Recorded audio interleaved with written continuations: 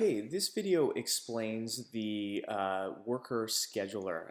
Now, to go to the scheduler, you start by clicking scheduler, and we'll click on just scheduler again underneath here. Now, before we get started, an important difference to note is between this scheduler, which is for letting staff know they're working, for example, next Thursday 10 a.m. to 6 p.m. and Friday 8 a.m. to 4 p.m. Versus creating a job for someone, which is to say, you're going to Mrs. Smith's to paint a bathroom from 1 p.m. to 4 p.m. So there is that difference. This is for letting staff know their work schedules. Okay, so we're in here. Let's choose John Smith. Now, to assign a shift to John Smith, we're just going to mouse over one of these boxes until we see this plus sign. For Thursday, June 4th, we'll click the plus. Shift title, we'll say Toronto location. Say there's a few locations. Now for color, we can choose, this is just going to show the visual color on the mobile worker's phone. So we can choose over here to see different color scales. Let's say we just want to choose blue. What's going to show up on that mobile worker's cell phone, smartphone or tablet is going to be this color here. So we kind of choose that. So there we go. And then from, let's say, 10:45 a.m. until, let's say, 5:45 p.m. on that day. Let's ignore the tags. Don't worry about that for now. And we'll click Save.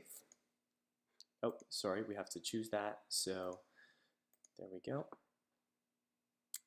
Okay, so now we have what's called an unpublished shift. So you'll see that this is this color here is almost in stripes, and that shows, as our legend says, that it's not published. So what does not published means?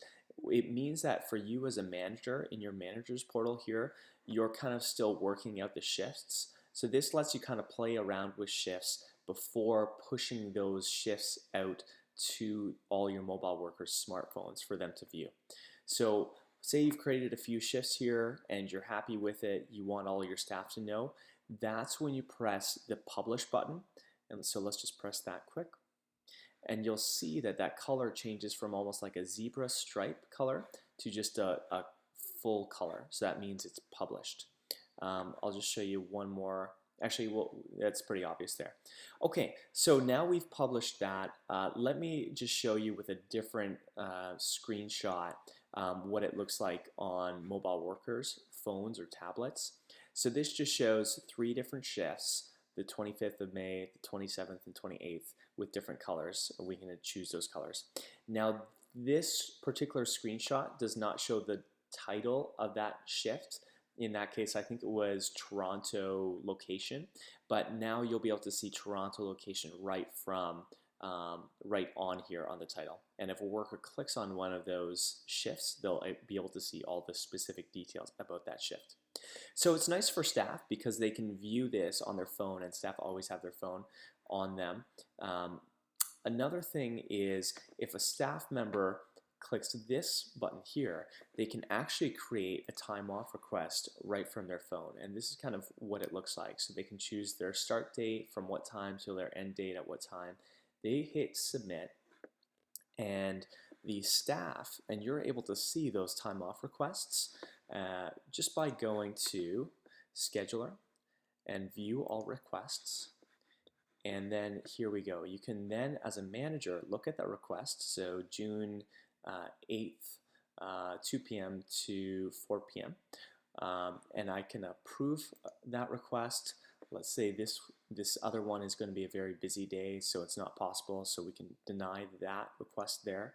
And this allows managers to take a look at all of those requests and do all those shift changes and scheduling work at one time to batch it up instead of phone calls and emails and text messages here and there throughout the day interrupting work.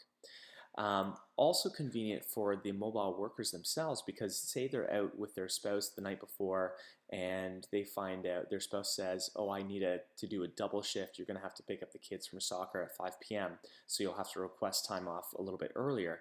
That's where having their phone on them at all times, being able to make that easy time off request is very useful.